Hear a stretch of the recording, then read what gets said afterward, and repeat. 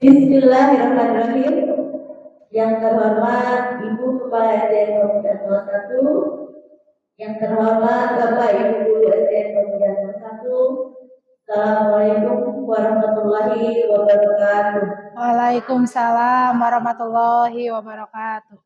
Alhamdulillahirrahmanirrahim, segala puji bagi Allah yang telah memberikan kesempatan kepada kita semua untuk bisa berkumpul di sini dalam acara pemaparan penyebaran budaya positif oleh calon guru putra. Salam serta salam semoga selalu tercurah kepada Nabi kita, Nabi Muhammad Shallallahu Alaihi Wasallam. Adapun susunan acaranya adalah sebagai berikut. Yang pertama, pembukaan. Kedua, menyanyikan lagu Indonesia Raya. Yang ketiga, sambutan kepala sekolah. Yang keempat, pemaparan penyebaran budaya positif dari calon guru putra. Yang kelima, tanya jawab, doa dan tutup. Sebelum acara dimulai, marilah kita sama-sama mengucapkan Bismillahirrahmanirrahim. Baiklah, Bapak Ibu, untuk acara selanjutnya yaitu menyanyikan lagu Indonesia Raya. Yang dipimpin oleh Ibu Rini Rahmawati Suryadi SPD, kepadanya kami berterima. Dan juga pada Bapak Guru mohon untuk berdiri.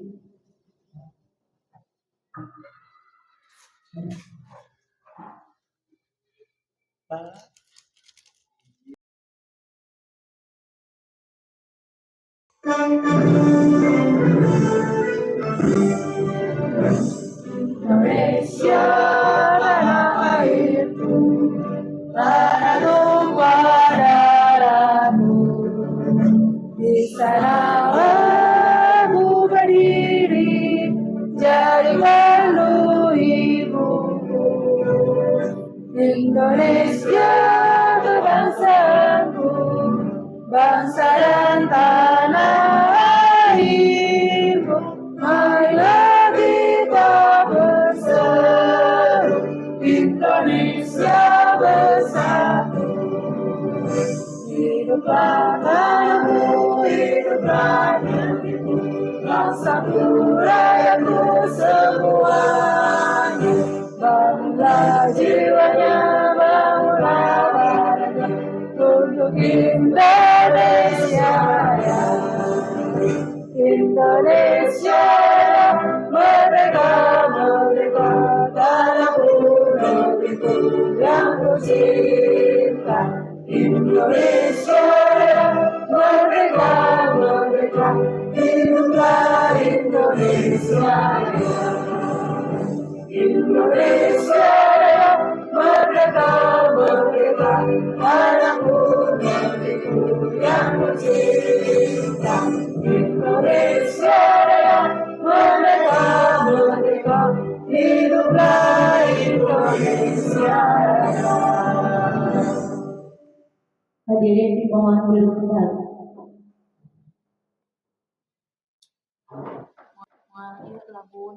Untuk acara selanjutnya yaitu sambutan dari Kepala SDN Pemuda 01 kepada Ibu Sundari Cahya Novianti SPD. Saya persilakan. Bismillahirrahmanirrahim. Assalamualaikum warahmatullahi wabarakatuh. Yang terhormat Bapak Ibu Guru SDN Pamujaan, saya ucapkan terima kasih atas partisipasinya telah mengikuti sharing session kegiatan CGP yang sedang dilakukan oleh Bu Imas Yunika SPD dalam memenuhi salah satu tugas mengenai penyebaran pemahaman budaya positif di lingkungan sekolah.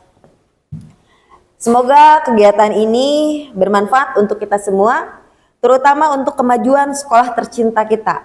Dan saya harapkan kedepannya Bapak Ibu Guru yang lain dapat mengikuti kegiatan CGP selanjutnya.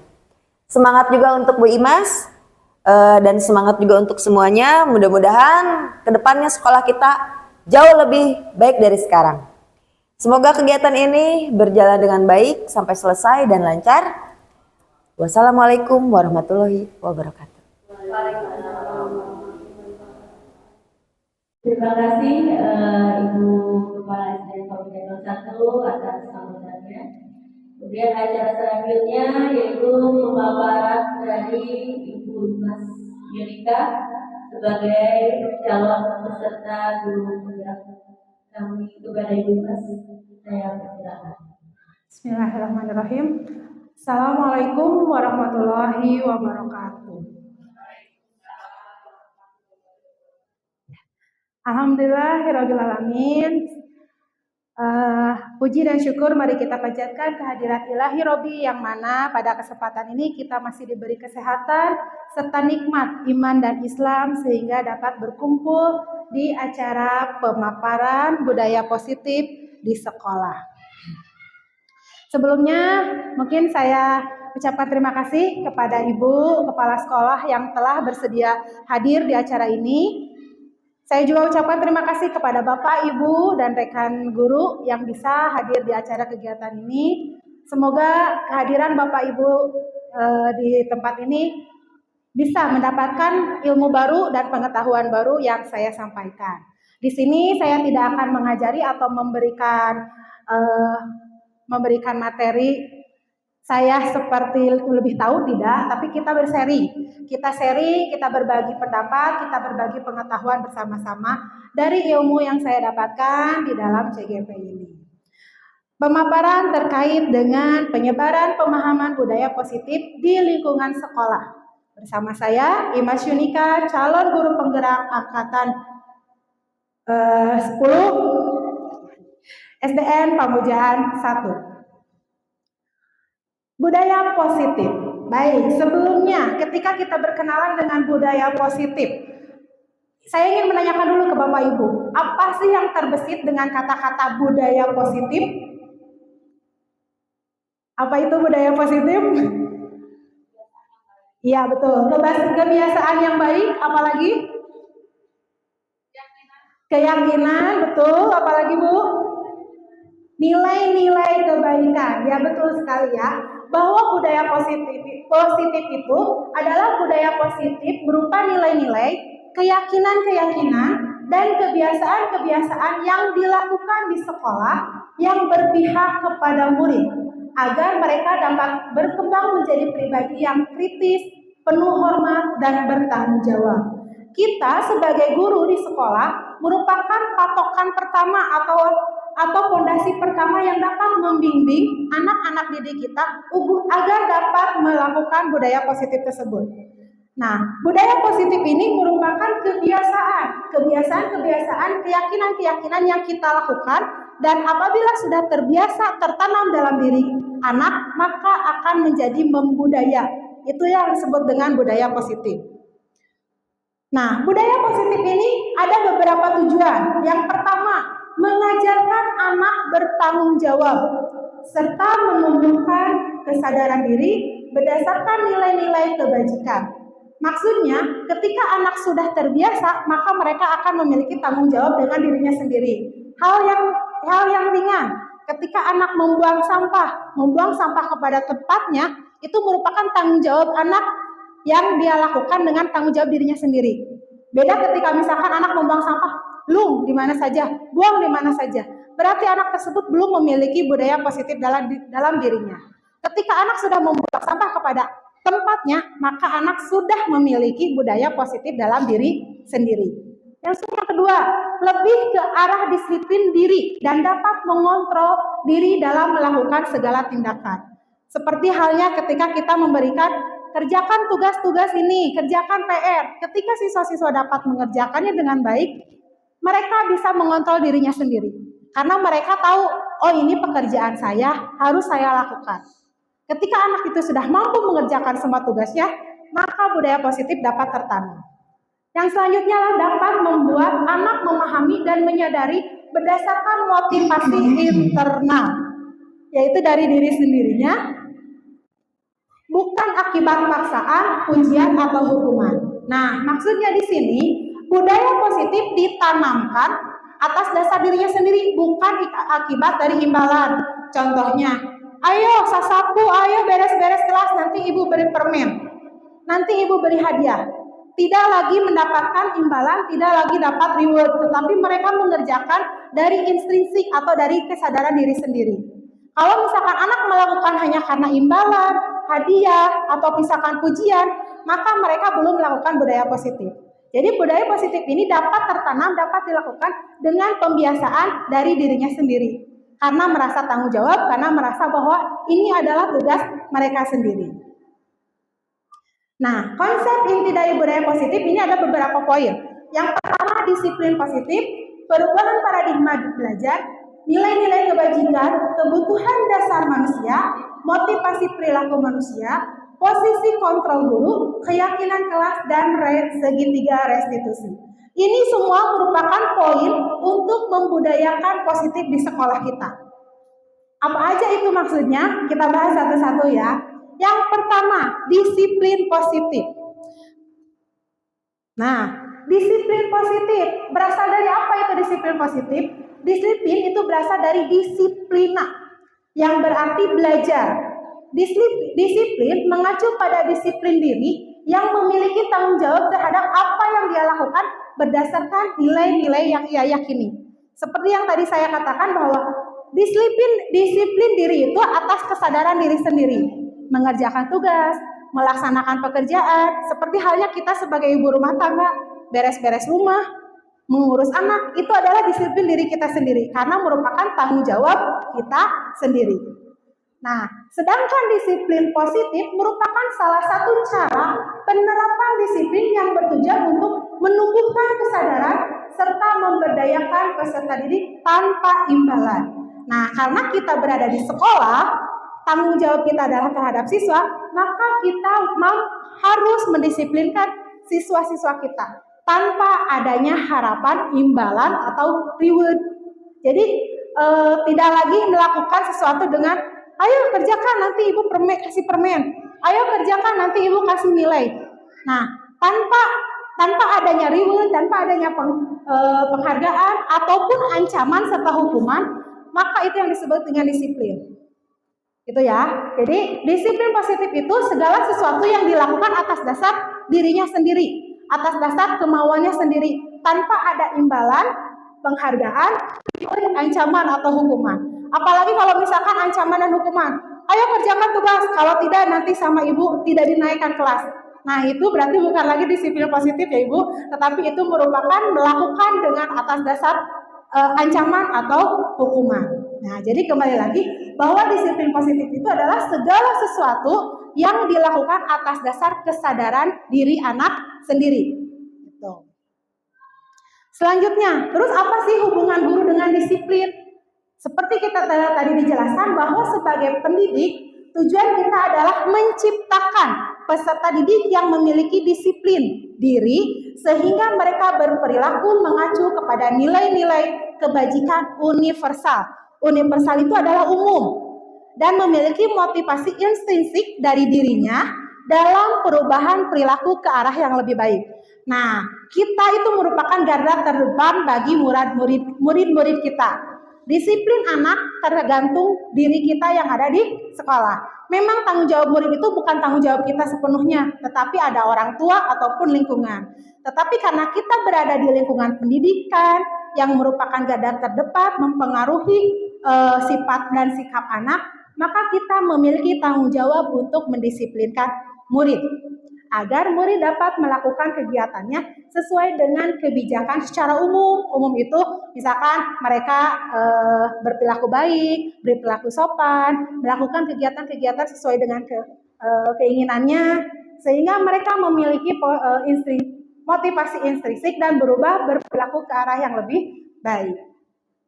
Nah, selanjutnya perubahan paradigma. Paradigma adalah pola pikir kita, pemikiran kita. Kita harus merubah segala pemikiran kita yang awalnya misalkan berpikiran bahwa anak itu merupakan tabula rasa, ya, seperti yang dijelaskan filosofi Ki Hajar Dewantara, di mana yang pertama murid itu bukan tabula rasa atau kertas kosong. Biasanya kita berpikiran bahwa murid adalah kertas kosong yang tidak tahu apa-apa. Betul nggak Ibu? Betul ya? Kita selalu berpikiran bahwa anak ketika masuk sekolah tidak tahu apa-apa, tidak mengerti apa-apa. Padahal tidak seperti itu. Anak dilahirkan dengan memiliki garis-garis halus yang harus kita tebalkan. Jadi setiap anak dilahirkan itu memiliki minat dan bakatnya masing-masing. Di sekolah harus kita tebalkan. Anak yang memiliki bakat menyanyi kita tebalkan, kita luruskan. Beri fasilitas dalam menyanyi. Ketika anak itu mampu dalam matematika, mungkin anak tidak bisa olahraga, tetapi bisanya matematika, harus kita arahkan ke dalam matematika. Karena setiap anak itu memiliki keunikan masing-masing. Ya. Terus yang ketiga, tugas guru menuntun sesuai bakat anak. Jadi kita tidak bisa memaksakan bakat anak. Misalkan anaknya berbakatnya di olahraga, kita paksakan ke seni. Atau sebaliknya, anak bakatnya di seni memaksakan olahraga, tidak bisa seperti itu. Justru kita harus menuntun anak sesuai dengan minat dan bakatnya. Dan selanjutnya adalah guru itu ibarat petani, sedangkan anak itu seperti biji jagung. Ibu bapak ketika menanam, ingin tanamannya tumbuh besar, bagus, berbuah, berdaun hijau. Nah, kita ibaratkan bahwa kita itu adalah petani, dan anak-anak didik kita adalah tanaman yang harus kita beri pupuk, kita beri air, kita jaga dan rawat agar mereka dapat tumbuh dan berkembang sesuai dengan apa yang kita inginkan. Dan selanjutnya pembelajaran sesuai dengan kodrat alam dan kodrat zaman, di mana kita harus menyesuaikan pembelajaran sesuai dengan kurikulum kita saat ini, yang berlaku saat ini. Karena kita tidak mungkin melakukan pembelajaran sesuai dengan kurikulum zaman dulu, zaman yang sudah tidak digunakan saat ini gitu ya. Dan pembelajarannya berpihak kepada anak. Nah, untuk menciptakan budaya positif, sekolah perlu menyediakan lingkungan yang positif. Yang seperti apa itu lingkungan yang positif? Yang aman, yang nyaman, agar murid-murid mampu berpikir, bertindak, dan mencipta agar mereka merdeka. Budaya positif dapat dilakukan jika gurunya juga berperilaku atau melakukan budaya positif. Karena budaya positif dapat dilakukan, dapat terjadi dengan adanya kerjasama dan dilakukan bersama. Nah, lazimnya disiplin itu dikaitkan dengan kata kontrol, di mana guru mengontrol murid-muridnya. Selalu berpikiran bahwa murid tergantung gurunya. Murid dapat dikondisikan oleh gurunya. Sehingga berpikiran bahwa dalam hal ini guru menguasai murid. Padahal pada kenyataannya sesuai dengan teori dari William Glasser menyatakan kontrol teori bahwa semua itu salah Bapak Ibu. Di mana ilusi kontrol guru mengontrol murid. Kita menyatakan bahwa murid mengontrol, padahal yang sebenarnya adalah murid mengontrol dirinya sendiri. Selalu kita berpikiran murid itu gimana gurunya. Murid itu harus mengikuti gurunya. Ternyata itu salah. Murid itu mengontrol dirinya sendiri. Ketika dia mau belajar, maka dia harus mengontrol dirinya sendiri, harus bisa belajar. Kita harus yang menuntunnya, harus ngalempengkeun. Kalau kata Sundanya harus ngalempengkeun, ngaluruskeun. Dengan agar mereka sendiri bisa mengontrol dirinya masing-masing. Yang kedua, ilusi bahwa kritik dan membuat orang lain merasa bersalah dapat menguatkan karakter. Terkadang kita selalu memarahi anak, menjudge anak itu salah dengan harapan mereka itu bisa berpikir menjadi lebih baik. Gitu kan? Nah, ternyata itu salah. Kritikan secukupnya tanpa melukai. Terkadang ketika anak dimarahi oleh guru, justru mereka menjadi sakit hati dan membenci guru. Betul ya? Jadi terkadang kita memarahi anak, kamu itu gini, dengan harapan mereka bisa berpikir lebih baik. Padahal ternyata salah. Kritikan yang membuat anak terluka justru nantinya dapat membenci kita, membenci guru. Seharusnya kita hanya mengkritik secukupnya tanpa melukai anak. Justru yang harus dilakukan adalah memotivasi anak agar mereka dapat berubah dengan sendirinya. Itu ya Bapak Ibu, mari kita merubah image kita, merubah paradigma kita agar kesalahan-kesalahan yang kita lakukan kemarin bisa diperbaharui atau diperbaiki sedikit-sedikit. Nah, selanjutnya ilusi penguatan efektif dan bermanfaat. Kita saling berpikir bahwa dengan pemberian hadiah, pemberian reward, itu merupakan motivasi bagi anak. Ternyata pujian itu membuat anak lain terluka. Ketika kita memberikan pujian kepada siswa yang pintar, ayo kamu hebat, ini nih anak ibu paling cantik, paling bager, soleh, tang bager. Nah, ternyata ada anak-anak lain yang terluka. Sehingga pada nantinya, ya paling dia lagi. Itu bisa saja terjadi kepada siswa-siswa yang lain. Sehingga siswa-siswa yang memang selama ini kita anggap pendiam karena gurunya selalu memuji salah satu siswa, terkadang siswa itu malah menjadi minder. Jadi diusahakan ketika di kelas, ketika kita memuji salah satu siswa, berikan tambahan lagi, ayo yang lain juga pasti bisa. Ayo yang lain juga pasti mampu. Jangan sampai kita mengeluarkan pujian hanya teruntuk kepada satu atau dua siswa. Sehingga membuat siswa yang lain menjadi minder. Sehingga berpikiran, ya paling dia lagi. Paling si A lagi. Sehingga siswa-siswa yang lain merasa minder dan tidak mau melakukan. Apalagi kalau misalkan ada siswa yang lagi mau berkembang, terus kita anggap kamu mah salah, dia yang selalu benar. Ya, suka seperti itu. Ya, ketika anak ingin mencoba mengerjakan terus ya salah. Dia tuh si A yang selalu benar. Nah, itu bisa menutup atau mematahkan motivasi anak yang ingin berkembang. Jadi, kedepannya ketika kita misalkan memuji seseorang, maka dilanjutkan untuk ayo kalian juga pasti bisa. Ayo kalian juga pasti mampu. Sehingga teman-teman yang lain tidak merasa kecil hati ataupun menjadi rendah hati karena tidak dipuji oleh gurunya. Yang selanjutnya, ilusi bahwa orang dewasa punya hak untuk memaksa. Kita sebagai guru selalu memaksa anak-anak, murid-murid kita untuk mampu untuk menyelesaikan tugas-tugasnya. Padahal yang menentukan pilihan adalah hak mereka masing-masing. Tanpa disadari kita selalu memaksakan, ayo kamu ikutan ini. Misal ikutan lomba, ayo kamu ikutan lomba, kamu pasti mampu, kamu pasti bisa. Padahal di sisi lain mungkin mereka merasa terpaksa. Ibu maksa wae abi, padahal abi mah tetiasa, padahal abi mah alim, misal gitu ya.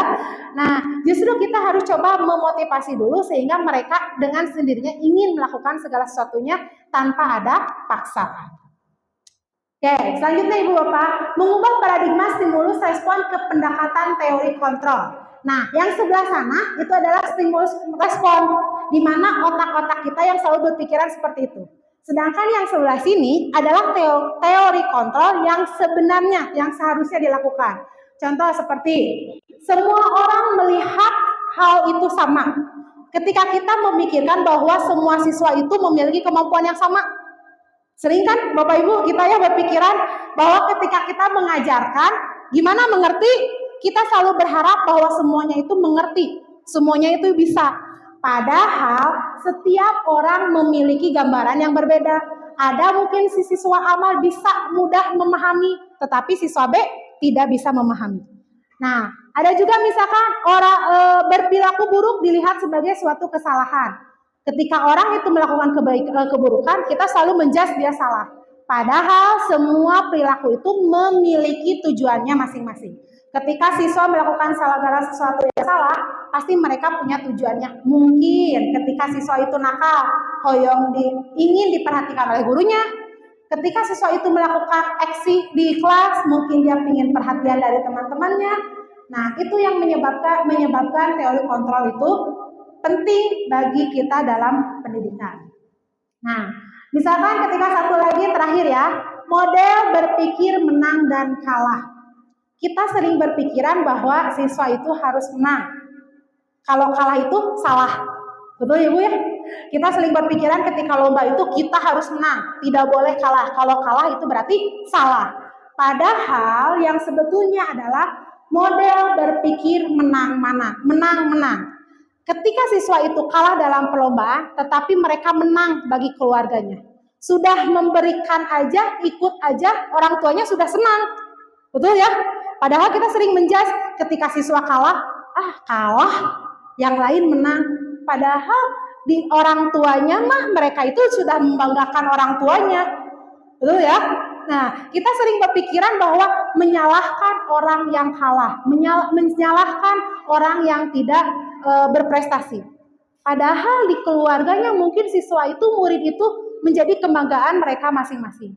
Jadi kita harus berpikir bahwa model berpikir itu menang-menang, tidak ada yang kalah. Karena ketika kita menang saat ini, mungkin ada orang lain yang lebih tinggi lagi, ada orang lain yang lebih hebat lagi, dan tidak akan ada batasannya. Jadi kita berpikir bahwa saat ini kita yang menang, karena setiap orang menjadi pemenang, gitu ya. Jadi maksudnya di sini kita harus berubah pikiran bahwa model berpikir menang kalah itu salah, tetapi harusnya model pemikiran menang-menang, karena setiap orang punya batasan kemenangannya masing-masing. Ya, selanjutnya pembelajaran dengan paradigma baru. Pembelajaran dengan paradigma baru merupakan pembelajaran yang dirancang berdasarkan prinsip pembelajaran berdiferensiasi, yaitu berbeda-beda sehingga para pembelajar peserta didik belajar sesuai kebutuhan berdasarkan tahap perkembangannya, yaitu sesuai dengan profil Pancasila. Kita sudah ketahui bersama ya bahwa pelajar Pancasila itu memiliki 6 patokan. Yang pertama, beriman, bertakwa kepada Tuhan, mandiri, berkebinekaan, bergotong royong, kreatif, dan bernalar kritis. Nah, adanya kurikulum merdeka ini untuk mengembangkan semua siswa, semua murid berkembang sesuai dengan kemampuannya masing-masing. Karena kembali lagi tadi bahwa setiap orang itu unik, setiap siswa unik, bisa jadi mereka berkembang di poin masing-masing. Ada yang berkembangnya di kebinekaan global, ada yang berkembangnya di dalam kemandiriannya, ada yang berkembang di gotong royongnya, dan lain sebagainya. Jadi kita bisa melakukan pembelajaran secara berdiferensiasi yang berbeda-beda, tetapi dapat mengembangkan semua profil pelajar Pancasila ini. Nah, apa itu pembelajaran berdiferensiasi? Yaitu suatu pendekatan yang mengakui bahwa setiap siswa itu memiliki kebutuhan yang berbeda. Siswa diberikan pilihan-pilihan yang bervariasi dalam hal materi, pembelajaran, metode pengajaran, dan penilaian. Tujuan utamanya yaitu untuk memastikan bahwa setiap siswa dapat mencapai potensi maksimal mereka masing-masing. Jadi adanya kurikulum merdeka itu kan disesuaikan dengan kebutuhan masing-masing. Nah, agar mereka dapat berkembang sesuai dengan kemampuannya masing-masing. Oke, dan selanjutnya adalah nilai kebajikan. Apa itu nilai kebajikan? Nilai kebajikan yaitu adalah yang disepakati bersama, terlepas dari suku, bangsa, agama, bahasa, maupun latar belakang. Ini merupakan nilai kebajikan yang diakui atau yang disepakati bersama, seperti halnya dalam profil pelajar Pancasila. Beriman dan bertakwa kepada Tuhan Yang Maha Esa, bergotong royong, memiliki berakhlak mulia, berkebinekaan tunggal, gotong royong, mandiri, kreatif, dan bernalar kritis. Ini merupakan kurikulum Pancasila yang diakui secara Indonesia, ya kan? Yang tidak membeda-bedakan. Misalkan kalau di Sunda harus seperti ini, di Jawa seperti ini, di Maluku misalkan seperti ini, tidak seperti itu. Tetapi ini merupakan yang diyakini secara keseluruhan, makanya disebutkan tidak terlepas dari suku, bangsa, agama, bahasa, maupun latar belakang. Seperti halnya Pancasila, itu kan diakui secara Indonesia ya, secara keseluruhan, tidak membeda-bedakan tempat. Nah, begitu juga dengan keterampilan hidup atau life skill, di mana dapat dipercaya, lurus hati, pendengaran yang aktif, tidak merendahkan orang lain, dan memberi yang terbaik bagi dirinya sendiri. Ini merupakan contoh dari 2 nilai-nilai kebajikan yang harus kita tanamkan kepada siswa. Bukan kepada siswa saja, maksudnya kepada diri kita sendiri. Karena pasti kita memiliki, ingin dipercaya kan, memiliki percaya diri, terus memiliki pendengaran yang baik, dan sebagainya. Nah, terus selanjutnya, terkait dengan kebutuhan dasar manusia. Sebelum masuk ke materi ini, saya ingin menanyakan dulu terlebih dahulu. Apa sih kebutuhan kita? Kebutuhan ibu bapak itu apa saja yang ibu bapak butuhkan? Pingin diapakan? Pingin ngapain? Banyak uang, betul. Apalagi? Tempat yang nyaman. udara yang segar, apalagi sehat, betul. Betul sekali ya, itu merupakan kebutuhan dasar manusia. Apa saja sih kebutuhan dasar manusia? Nah, kebutuhan dasar manusia itu adalah segala sesuatu yang kita lakukan untuk mendapatkan apa yang kita inginkan. Kita punya keinginan, berarti kita akan mengusahakannya. Misal seperti tadi, tempat yang nyaman, berarti kan kita berusaha membenah tempat itu agar bisa nyaman untuk diri kita sendiri.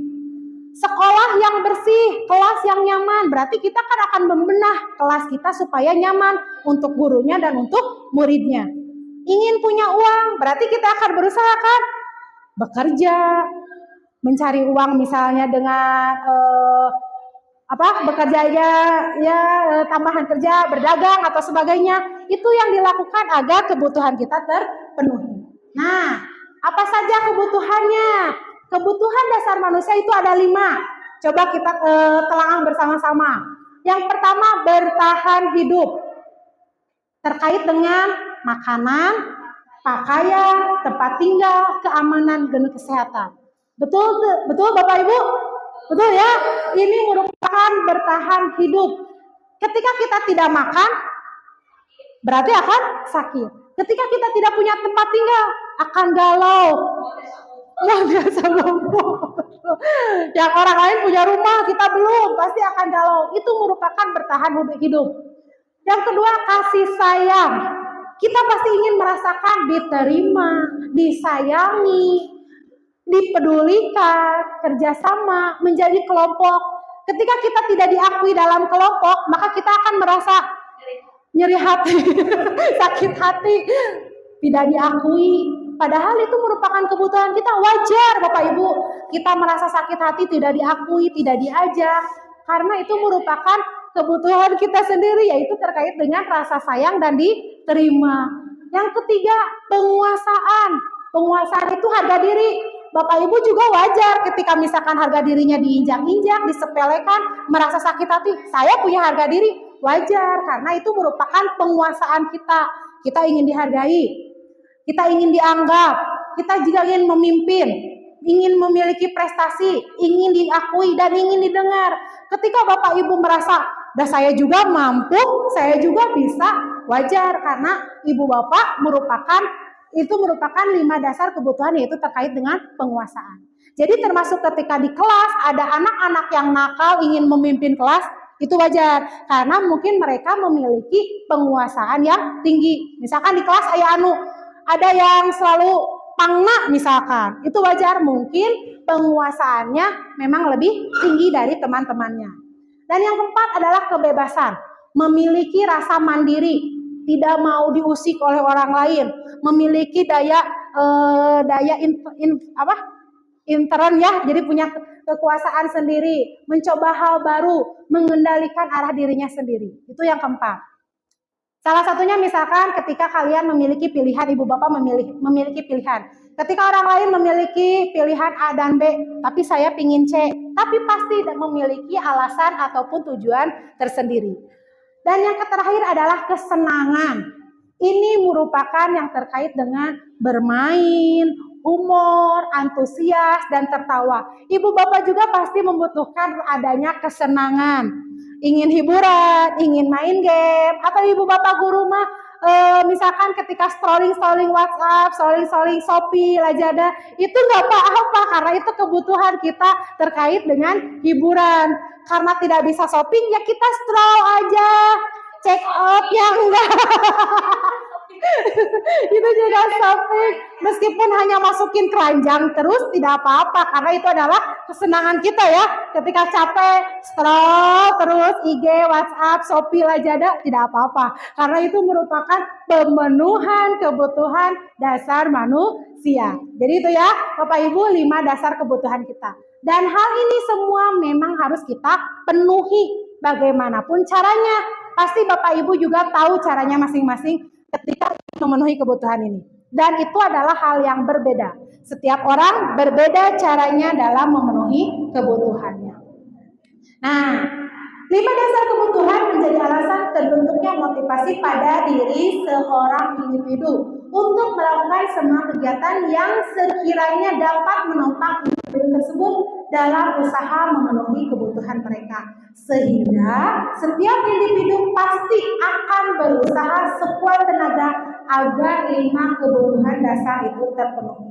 Jadi ketika ada egoisnya, ada galaunya, ada melonya, ataupun misalkan ada cemewelnya, tidak apa-apa karena itu dalam usaha pemenuhan kebutuhan.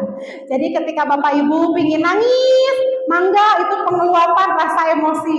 Pingin bersaing dengan orang lain dengan berbagai cara, bebas, karena itu segala sesuatu tadi 5 kebutuhan pasti akan diusahakan oleh setiap individu. Ketika hoyong jajan, ya hoyong belanja, caranya ngolok suami Bapak Ibu silahkan, mau digusur juga asal jangan dibakarnya.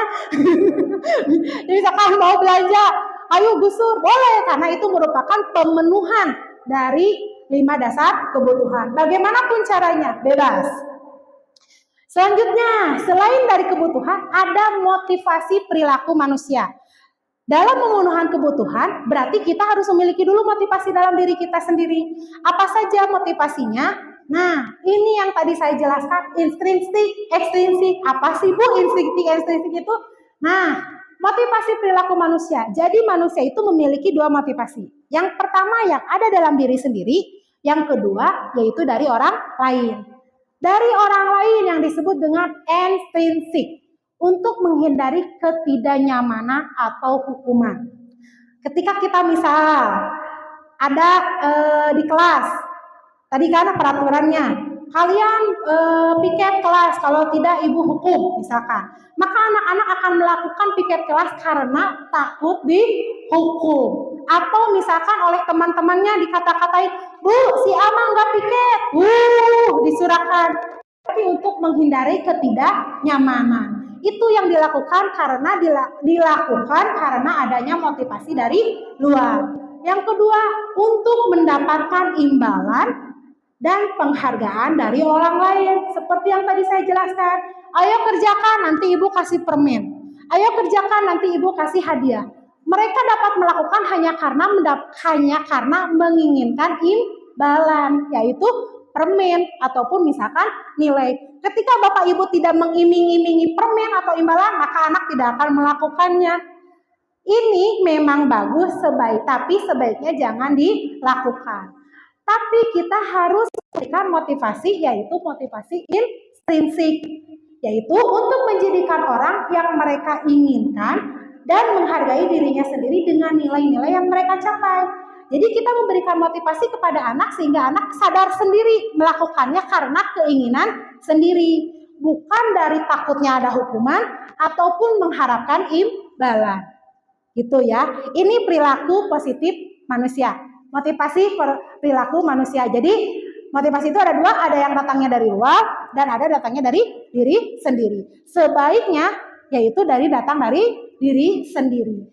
Jadi dikurangi lagi ketika kita menyatakan, ayo beres-beres nanti ibu hukum, atau misalkan ayo kerjakan nanti ibu kasih permen. Dari sekarang mari kita kurangi.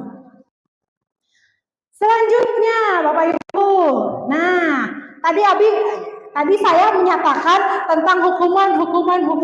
Apa sih hukuman? Nah, kita ketahui sering adanya hukuman. Nah, dalam sini ada 3 hal. Ada yang disebut dengan hukuman, ada yang disebut dengan konsekuensi, dan ada yang disebut dengan restitusi. Pertama, hukuman. Hukuman itu tidak direncanakan atau secara tiba-tiba. Murid tidak tahu apa-apa yang akan terjadi atau tidak dilibatkan dan bersifat satu arah berupa hukuman fisik maupun psikis ya. Contohnya misalkan ketika anak gandeng atau nakal, kalian ribut terus, semuanya lari di lapangan. Itu yang disebut dengan hukuman. Anak tidak tahu apa-apa, maksudnya tidak tahu apa-apa, tidak direncanakan, karena misalkan anaknya ribut langsung dihukum. Itu yang disebut dengan hukuman. Terus bersifat satu arah adalah dari guru untuk murid, ya kan? Dilakukannya satu arah.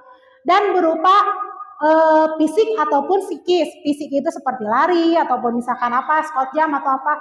Dan psikis itu berupa ancaman atau kata-kata yang dapat menyakitkan hati anak tersebut. Misal secara tidak sengaja kita menyatakan kamu nakal, kamu bodoh, misalkannya kamu tidak bisa di papagahan teh dinasehati misalkan, nah seperti itu. Nah itu merupakan kata-kata skis yang bisa membuat hati anak itu terluka. Nah seharusnya itu dapat dikurangi. Nah sedangkan ada konsekuensi itu merupakan tertera atau disepakati sesuai peraturan. Murid tetap dibuat tidak nyaman dan sikap guru selalu memonitor murid.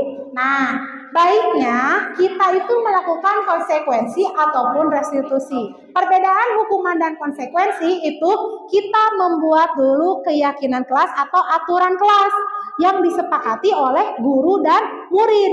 Sehingga ketika murid melakukan kesalahan berarti mereka sudah tahu konsekuensinya. Jadi bukan hukuman, tetapi konsekuensi. Karena mereka tahu ketika saya melakukan kesalahan, berarti konsekuensinya harus apa. Misal ketika mereka membuang sampah sembarangan, berarti konsekuensinya mereka harus mengambil sampah tersebut dan membuang ke tempat sampah.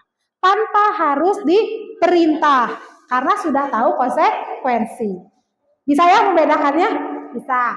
Nah sekarang restitusi, ini hal baru ya Bapak Ibu. Apa itu restitusi? Restitusi adalah proses menciptakan kondisi bagi murid untuk memperbaiki kesalahan. Proses kolaborasi yang mengajarkan murid untuk mencari solusi sendiri. Nah, restitusi itu adalah proses ketika kita menciptakan kondisi murid menjadi mengetahui untuk melakukan perbaikan kesalahan. Contohnya, ketika anak terlambat, biasanya kan kita menanyakan gini, kenapa terlambat? Kok jam segini baru datang? Gitu kan? Nah, itu adalah bisa jadi hukuman ataupun konsekuensi. Sedangkan restitusi, kita bisa mengetahui dulu kenapa kamu terlambat. Mengetahui alasannya, karena pasti anak punya alasan melakukan kesalahan. Bisa jadi mungkin karena semalam dia tidak tidur, karena misalkan melakukan sesuatu, misalkan membantu ibunya berdagang misal, atau bisa jadi misalkan anaknya tidak tidur karena dia sedang sakit. Kan kita bisa mengetahui dulu kesalahannya, mengetahui alasannya. Itu yang disebut dengan restitusi. Jadi menyalahkan anak tetapi dengan tahu dulu alasannya kenapa. Tidak langsung menjudge anak itu salah. Itu ya. Jadi menciptakan kondisi bagi murid untuk memperbaiki kesalahan. Nah, setelah kita mengetahui alasannya, kita berikan besok kalau misalkan kamu tidak kesiangan, maka kamu harus tidurnya lebih jangan terlalu larut malam misalkan. Nah, itu yang disebut dengan restitusi. Nah, selanjutnya posisi kontrol guru. Setelah kita tadi lima kebutuhan manusia, motivasi intrinsik, di sini kita memiliki posisi kontrol. Apa itu posisi kontrol? Nah, setiap guru pasti memiliki 5 kontrol ini. Ada di mana kita? Ada di mana kita? Yang pertama, penghukum. Mungkinkah kita ada di penghukum? Mungkin. Yang kedua, pembuat rasa bersalah. Yang ketiga, menjadi teman. Yang keempat, pemantau. Yang kelima adalah manajer. Semua posisi kontrol ini pasti pernah kita lakukan atau ada di posisi tersebut. Nah, apa saja itu? Oke, yang pertama.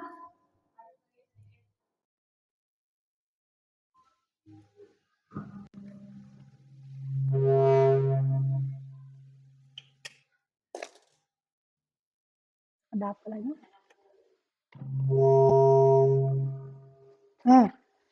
Baik. Yang tadi terkait dengan 5 posisi kontrol guru.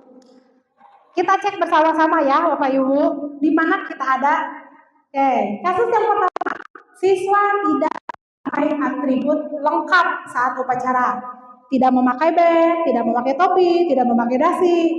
Ketika penghukum, maka dia akan melakukan hormat pada bendera selama 1 jam. Kamu tidak memakai atribut, maka kamu hormat di tiang bendera selama 1 jam. Itu adalah sikap guru sebagai penghukum.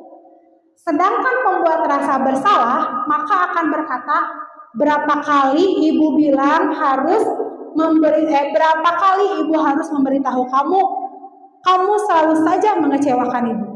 Ini merupakan pembuat rasa bersalah, sehingga anak merasa, aduh gara-gara aku ibu marah-marah. Nah itu ya, itu adalah yang disebut dengan pembuat rasa bersalah.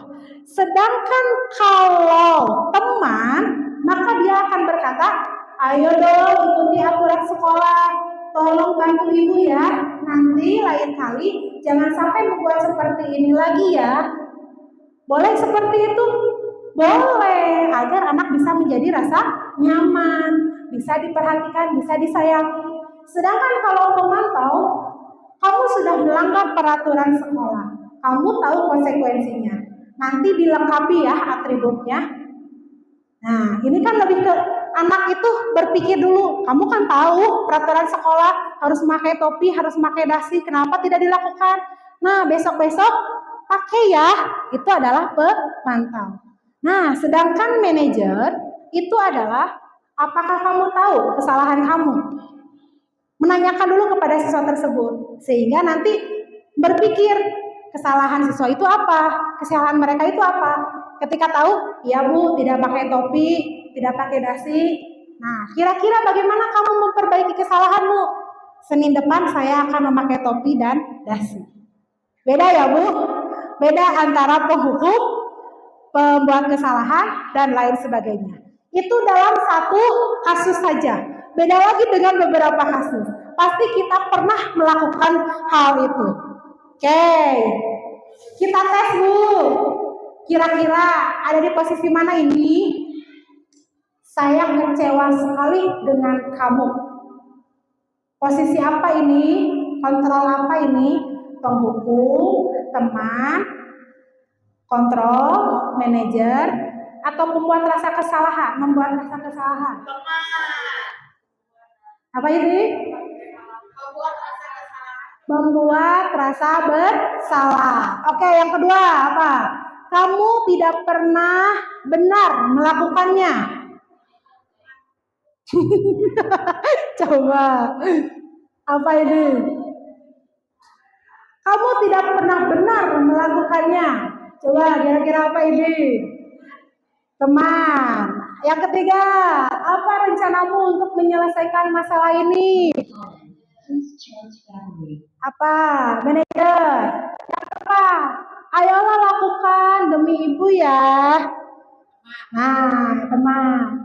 Kamu tidak akan mendapatkan nilai jika tidak mengerjakan tugas. Apa ini?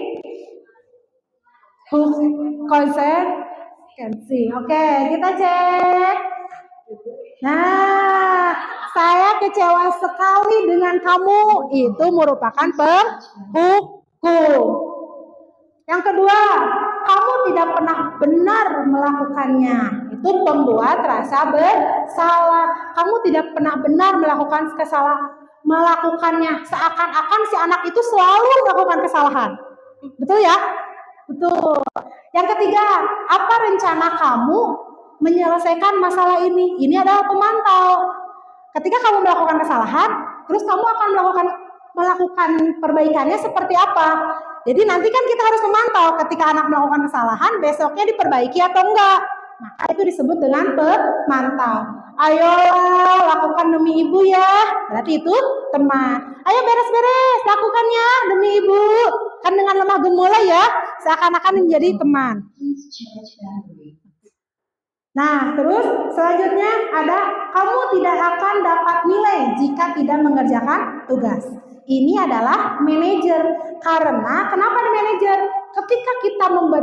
Ketika anak itu mengerjakan tugas, berarti ada nilai. Ketika anak itu tidak mengerjakan tugas, berarti tidak ada nilai. Ini yang disebut dengan manajer. Ada yang dilakukan, berarti ada hasilnya. Ya, betul ya Ibu ya? Nah, jadi sekarang kita sudah tahu posisi-posisi kontrol guru. Mudah-mudahan kita tidak lagi menjadi guru yang penghukum. Tetapi setidaknya kita bisa menjadi guru yang pemantau dan menjadi guru yang manajer. Nah, alhamdulillah ya. Cek. Nah, jadi itu ya 5 posisi kontrol guru. Selanjutnya. Nah, posisi sebagai manajer adalah posisi yang paling tepat yang harus kita perankan sebagai guru karena memiliki tanggung jawab dalam mengatur dan mengelola pembelajaran serta membentuk karakter peserta didik. Nah, setelah tadi kita mengetahui tentang hukuman, konsekuensi, restitusi, maka selanjutnya kita akan mengetahui tentang keyakinan kelas. Karena adanya konsekuensi, tadi kan itu didasari dari keyakinan antara murid dan guru. Ya, keyakinan kelas. Apa itu keyakinan kelas? Terus mengapa harus keyakinan kelas? Mengapa kira-kira kenapa harus keyakinan kelas bukan peraturan kelas? Ada yang bisa membedakan antara keyakinan kelas dengan peraturan kelas? Ada yang tahu? Apa perbedaan peraturan dengan keyakinan? Peraturan oleh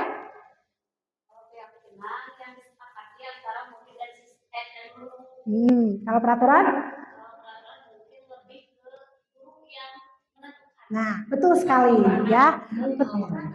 Iya, sebelum betul belakang ini lihat ini. Betul sekali. Betul sekali ya. Keyakinan kelas, mengapa keyakinan kelas bukan peraturan kelas? Kelas.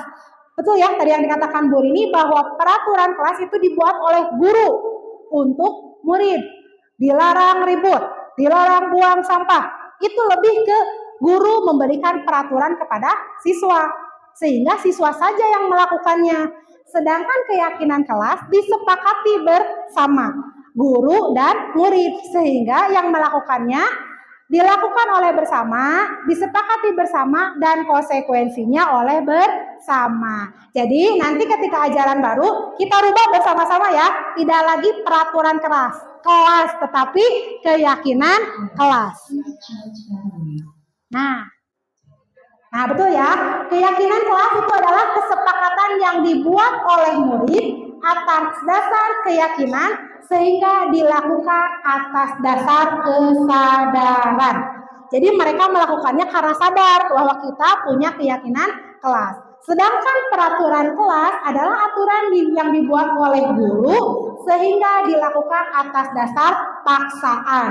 Mau melakukan ini karena dipaksa oleh gurunya. Mau melakukan itu karena disuruh oleh gurunya.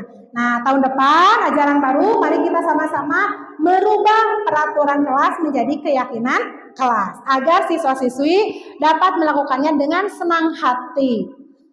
Oke, baik. Seperti apa sih keyakinan kelas itu? Nah, pembentukan keyakinan kelas. Ini salah satunya. Yang pertama, bersifat abstrak. Abstrak itu simple dan jelas.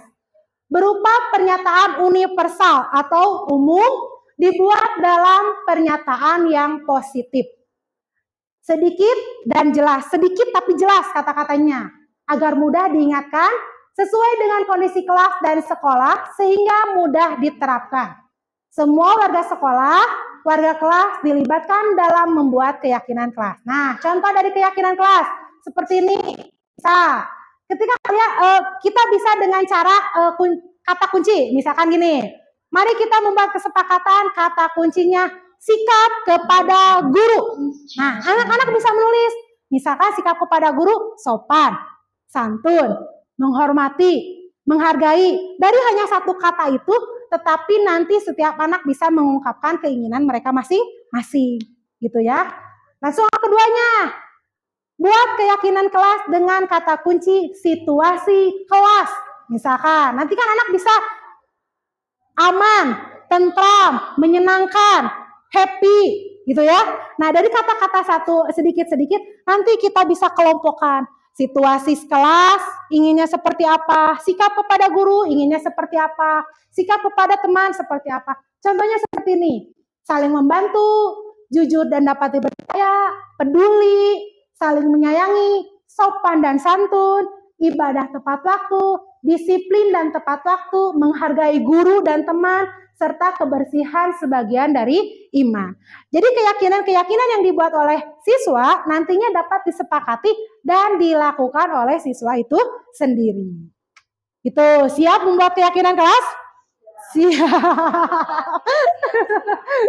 Nah, sekarang yang selanjutnya segitiga restitusi. Apa Bu segitiga restitusi itu? Tuh ya, saya juga baru mengetahui dengan segitiga restitusi itu. Nah, restitusi itu adalah proses menciptakan kondisi bagi murid untuk memperbaiki kesalahan mereka sehingga mereka bisa kembali pada kelompok mereka dengan karakter yang lebih kuat. Itu menurut Gosen di tahun 2004. Maksudnya apa? Yang pertama, belajar dari kesalahan. Ketika anak melakukan kesalahan, maka kita sebagai guru harus bisa si anak itu menyadari kesalahannya belajar dari kesalahan. Terus yang kedua, memperbaiki hubungan anak murid dengan murid ataupun hubungan murid dengan guru. Merupakan tawaran, bukan paksaan. Menentu untuk memilih ke dalam diri, melihat ke dalam diri, fokus pada karakter dan fokus pada situasi. Nah, ini yang disebut dengan segitiga restitusi. Jadi yang pertama, menstabilkan identitas. Yang kedua, validasi tindakan yang salah. Yang ketiga, menanyakan keyakinan. Maksudnya apa? Ketika anak melakukan kesalahan, misal ketika anak itu kesiangan, jangan langsung menjudge, kamu kesiangan, terlambat 20 menit, lari. Jangan seperti itu, karena kita tidak tahu kesalahannya, tidak tahu alasannya. Maka biarkan dulu anak itu masuk, biarkan dulu anak itu belajar. Jangan udah mak lihatnya kesiangan, masuk kelas juga malu, betul nggak? Ya, udah mak kesiangan, malu, terus ditambah dimarahi oleh guru, maka dia akan menciut. Nah, ini adalah fungsi restitusi. Jadi menstabilkan anak, menciptakan anak agar siap di lingkungannya itu sendiri. Jadi di sekolah, di rumah teh udah mak kesiangan, capek lulumpatan. Pas masuk, ada dicarekan, beres Bu. Nah, itu yang disebut dengan restitusi. Jadi menstabilkan dulu identitasnya, biarkan dulu anak duduk, biarkan dulu anak dulu belajar. Nanti setelah aman, waktu istirahat, jangan kita menjudge anak itu salah di depan teman-teman yang lain. Karena mereka punya hati, mereka punya rasa malu. Ketika dimarahi oleh orang lain, oleh guru di depan anak-anaknya, pasti mereka akan sakit hati. Jadi kita lakukan restitusi ini di luar pelajaran. Misalkan bisa ketika istirahat ataupun ketika pulang sekolah. Ketika aku istirahat, boleh dipanggil. Kita tanyakan, kenapa tadi kesiangan? Kesiangan boleh, ibu juga sering kok kesiangan. Karena punya alasan gitu. Nanti anak itu akan bercerita, bisa jadi karena kesiangan, karena tidak ada angkot misal. Atau misalkan karena dia sedang sakit, pulang pergi ke kamar mandi, kan siapa tahu ya Ibu. Atau bisa jadi misalkan malamnya dia mengerjakan tugas yang banyak. Nah, setelah itu kita validasi tindakan yang salahnya. Apa tadi salah-salahnya? Setelah menanyakan tahu salahnya, kita tanyakan apa yang harus diperbaiki oleh anak tersebut. Jika tidak ingin kesiangan, berarti anak itu harus apa? Misalkan kalau tidak ada angkot, berarti berangkatnya lebih pagi. Karena kesiangannya gara-gara mengerjakan tugas, berarti tugasnya dikerjakan sore hari. Ketika membantu ibu malam-malam, berarti harus membantunya siang atau sore. Atau misalkan anak itu bermain HP malam sampai larut, berarti tidak boleh bermain HP. Jadi restitusi ini adalah menstabilkan posisi anak. Tidak memarahi di hadapan teman, tidak menjudge anak itu salah, tetapi kita mengetahui alasannya sehingga dia dapat memperbaiki secara dari dirinya sendiri. Ya. Nah, contoh dari menstabilkan identitas, pertanyaannya seperti ini. Setiap orang pasti pernah melakukan kesalahan kok, gitu kan? Ketika kita menanyakan, kamu bukan satu-satunya yang pernah melakukan hal ini. Jadi ketika anak melakukan kesalahan, kita gunakan kata-kata ini. Setiap orang pasti pernah melakukan kesalahan, ibu juga kesiangan misalkan. Ibu juga melakukan kesalahan, kamu bukan satu-satunya orang yang salah kok, teman-teman kamu juga pernah kesiangan. Biar anak itu tidak merasa minder, biar anak itu tidak merasa malu. Terus ketika validasi kebutuhan, Adakah cara yang lebih efektif untuk mendapatkan apa yang kamu butuhkan? Contohnya tadi kan, kalau kamu tidak kesiangan berarti harusnya kamu seperti apa? Jadi ini untuk memperbaiki. Dan yang terakhir adalah nilai-nilai yang telah kamu sepakati. Kamu ingin menjadi orang seperti apa? Kita bisa melakukan ini. Kalau kamu misalkan nanti tidak kesiangan, berarti nanti kamu akan bisa belajar dengan teman-teman dulu, gitu kan? Ada waktu istirahat yang lebih panjang, ada waktu sebelum masuk yang lebih panjang. Jadi sehingga anak itu punya merasa pede lagi. Meskipun tadi kesiangan, oh besok saya tidak akan kesiangan karena ibu juga tidak marah. Tapi menyemangati kita. Oke, ini tadi ya menstabilkan identitas, contoh-contohnya berbuat salah itu wajar kok, tidak ada manusia yang sempurna, itu adalah kata-katanya ya. Terus ibu bapak tidak mau mencari siapa yang salah, ibu bapak ingin mencari solusi dari permasalahan ini. Jadi ketika misalkan di kelas ada yang ribut, ibu tidak ingin mengetahui yang salah, tapi coba siapa yang mau mengakui kesalahan. Mungkin anak akan lebih merasa dihargai ya, tidak dijudge salah oleh gurunya. Ini tindakan yang salah ya, contoh-contoh kata-katanya. Kamu pasti punya alasan mengapa melakukan ini. Padahal kamu bisa melakukan yang lebih buruk dari ini ya. Misalkan itu mah kayak yang kata-katanya menjebak ya, menyindir gitu. Kamu patut bangga karena telah melindungi sesuatu yang penting buat kamu. Nah, ini kata-kata positif.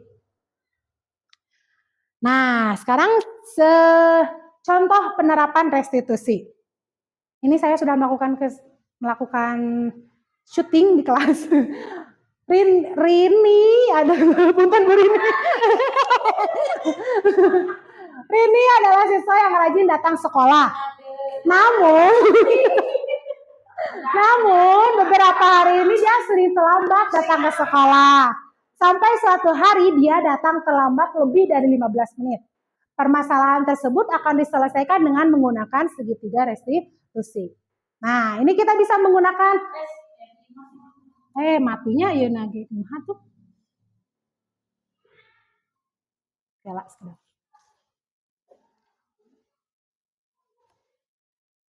Ada ngomongnya. Nah,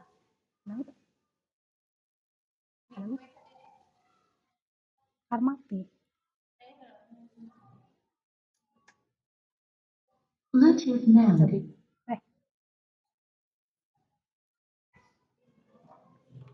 Ada nggak? Oh, ada. Ada.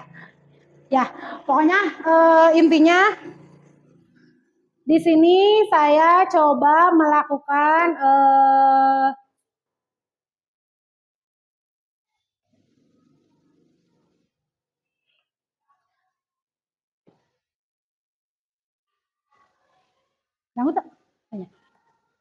ya, jadi intinya Rini ini syuting ya, melakukan restitusi, di mana Rini ini kesiangan karena semalamnya dia menggunakan gadget atau memain HP, main game, lihat-lihat TikTok, scroll TikTok sampai dia tidurnya kemalaman dan akhirnya kesiangan.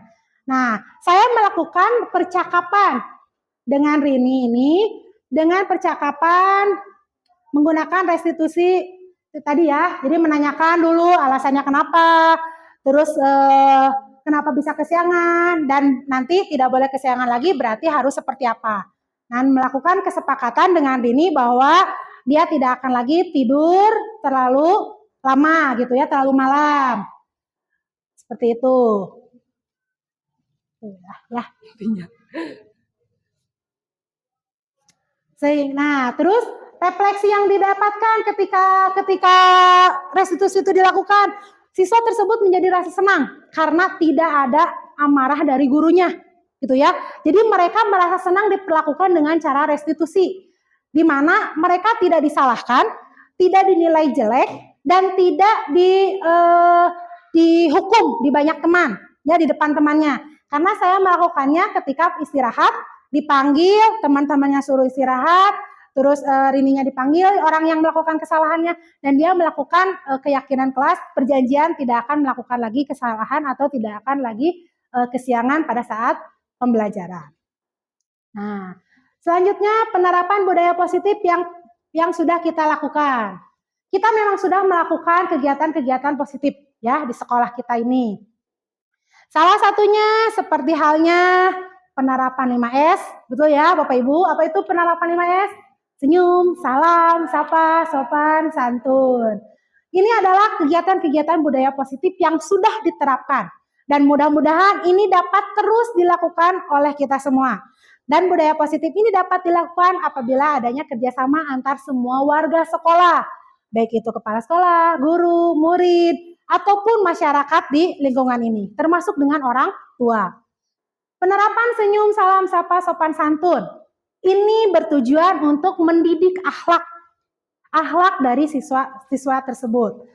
Terus yang kedua adanya sholat duha. Sholat duha yang kita lakukan setiap hari Rabu itu merupakan proses penerapan budaya positif mengenai tentang profil pelajar Pancasila terkait dengan poin ke-1 ya, tentang akhlak, iman, dan bertakwa. Terus menjaga lingkungan sekolah. Kita sudah melakukan menjaga lingkungan sekolah baik oleh guru maupun murid. Terus yang kedua, yang selanjutnya menjaga kesehatan jasmani dengan adanya senam, terus adanya olahraga ataupun jalan-jalan sehat yang kita lakukan ke tempat-tempat seperti KTM ataupun tempat-tempat lain. Itu merupakan budaya positif. Kenapa? Karena memperbaiki diri kita.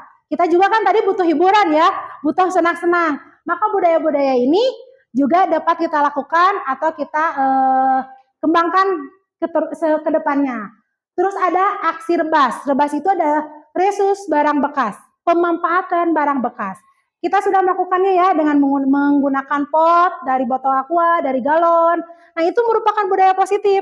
Dan semoga ke depannya kenapa disebut budaya positif? Karena yang pertama menghilangkan sampah, mengurangi sampah. Yang kedua memberikan tanggung jawab kepada anak untuk menanam, menjaga tanaman. Terus yang selanjutnya kreatif anak, kreatif siswa gitu. Terus yang selanjutnya mengembangkan diri dengan ekstrakurikuler.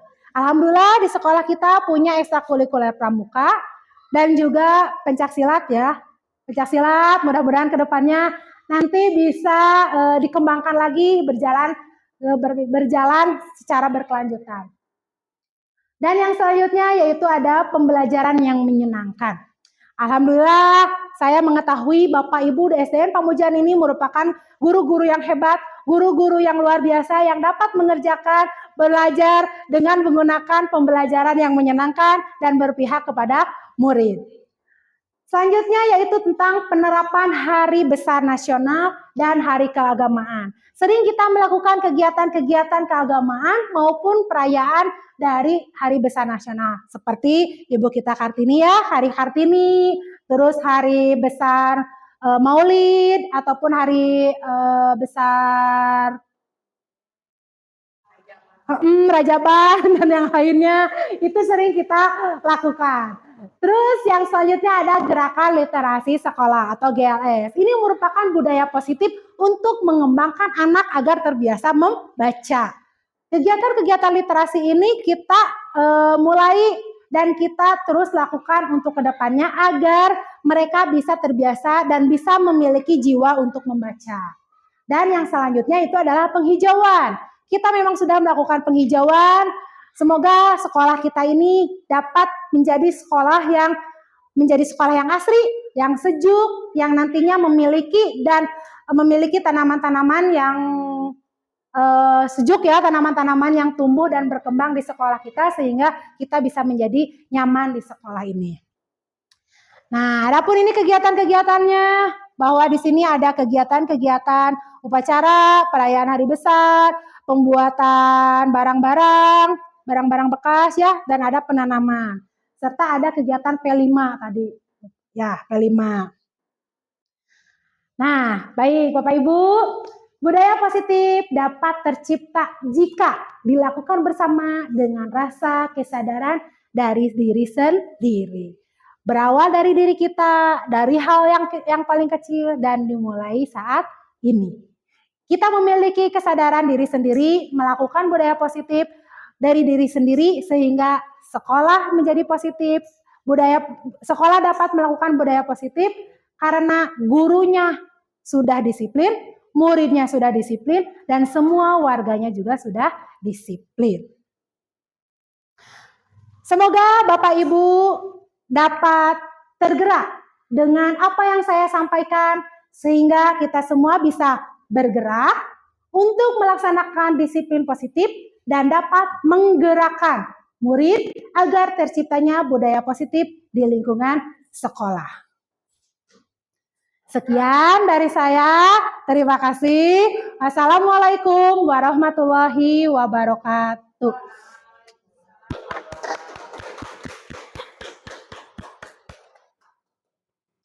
Pada Bu Imas Nika atas pemaparannya. Kemudian acara selanjutnya yaitu sesi tanya jawab. Barangkali Bapak Ibu ada yang mau ditanyakan kepada Ibu Imas, silakan. Bu Arum, mangga Bu Arum.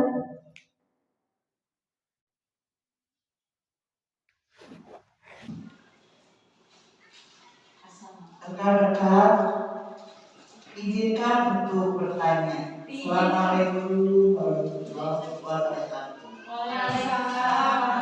Tadi ketika menyimak, mempelajari dan mendapatkan diri sendiri, ada kesimpulan yang timbul pertanyaan di 5 posisi tadi.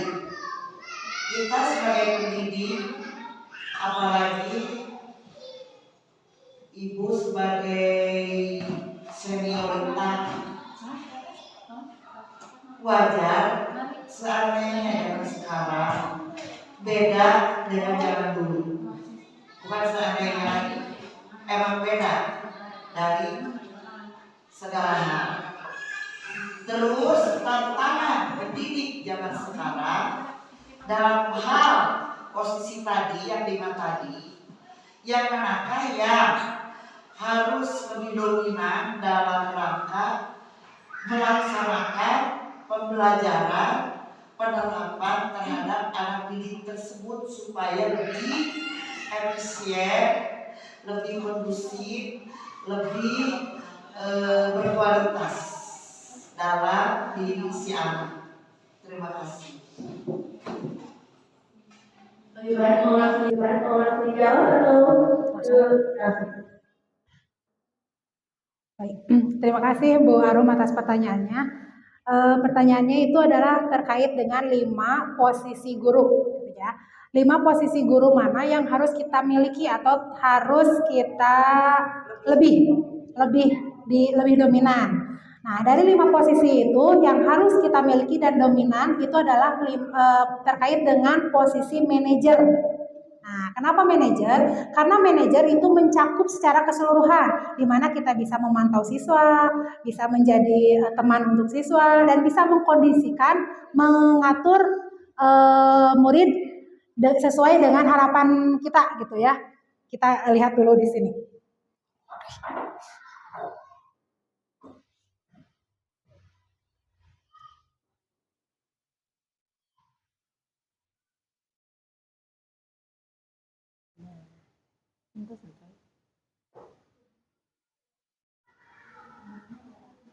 Nah, ini ya, posisi sebagai manajer adalah posisi yang paling tepat yang harus kita perankan sebagai guru, karena memiliki tanggung jawab dalam mengatur dan mengelola pembelajaran serta membentuk karakter peserta didik.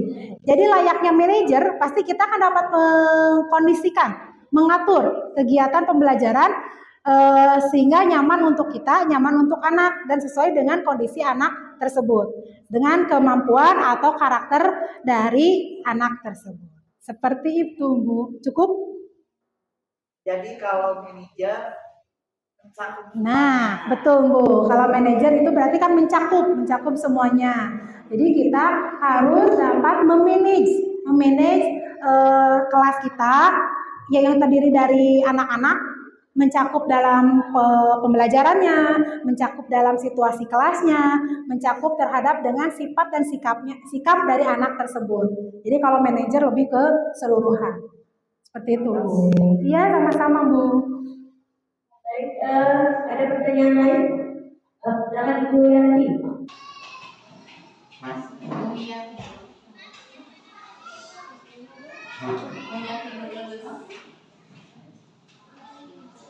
Bismillahirrahmanirrahim. Assalamualaikum warahmatullahi wabarakatuh. Waalaikumsalam warahmatullahi wabarakatuh. Izin bertanya ya Bu, barusan mengenai budaya positif di sekolah. Kita kan sebagai pendidik, apa peran guru dalam mendukung budaya positif di sekolah? Peran guru harus seperti apa? Terima kasih.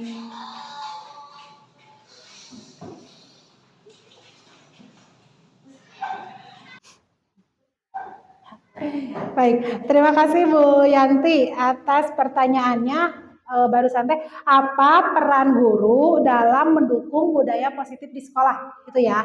Nah, seperti yang tadi dijelaskan bahwa kita adalah sentral pendidikan dan garda terdepan di sekolah, maka di sini guru memiliki peran yang sangat penting, di mana kita sebagai guru memainkan peran sentral dalam mendukung dan mempromosikan tentang budaya positif.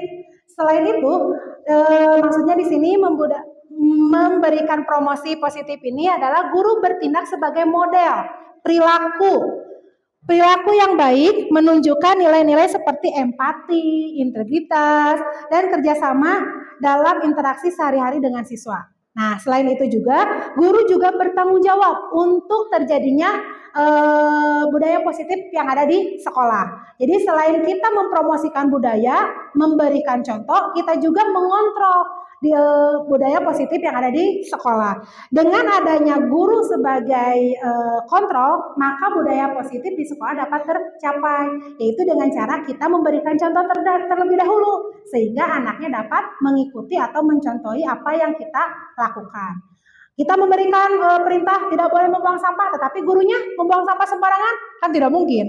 Jadi kita harus memberikan dulu contoh, terus memberikan promosi kepada anak-anak, mengingatkan, maksudnya bukan promosi itu mengingatkan ya, selalu mengingatkan, selalu menjadi kontrol bagi muridnya, dan menjadi peran utama gitu ya dalam pengkondisian budaya positif. Seperti itu. Gimana Bu Yanti? Sudah? Ya, sama-sama. Ada lagi yang mau bertanya? Sudah cukup? Bu Pani, Bu Rini, Bu Rini. Bu Rini, yang lain-lainnya? Oh, cukup. Alhamdulillah. Berdoa. Yang kemudian acara selanjutnya yaitu doa. Yang akan saya bikin ya. Bismillahirrahmanirrahim. Duhai Allah yang maha pendengar, duhai Allah yang maha melihat, ampuni dosa dan kematian selama ini. Ya Allah, berikan kami ilmu dan hikmah yang banyak. Berikan kami kesempatan hidup supaya bisa memperbaiki ke depannya. Ya Allah, mudah-mudahan pertemuan kami kali ini bukan pertemuan yang sia-sia. Ya Allah, mudah-mudahan pertemuan kami ini pertemuan yang banyak manfaat bagi semua orang, khususnya bagi kami sebagai guru. Allahumma sholli wa walidayya wa rahmatullahi wa tidak lupa saya juga mengucapkan terima kasih kepada orang tua kami atas doa dan dukungan. Allahumma inna nas'aluka salamatan fid dini wa afiyatan fil jasadi wa ziyadatan fil ilmi wa barakatan fil rizqi wa taqabbal wa rahmatan indakum wa maghfiratan ba'dakum. Allahumma hawwin 'alaina fi syaqaratil maut wa najatan minan nar wa aqibatan ربنا لا تزغ قلوبنا بعد إذ هديتنا وهب لنا من لدنك رحمة إنك أنت الوهاب ربنا آتنا في الدنيا حسنة وفي الآخرة حسنة وقنا عذاب النار Alhamdulillah. Terima kasih kepada Bapak Ibu. Alhamdulillah acara telah selesai dilaksanakan. Kita tutup acara ini dengan mengucapkan Alhamdulillahirabbil alamin. Wassalamualaikum warahmatullahi wabarakatuh. Waalaikumsalam warahmatullahi wabarakatuh.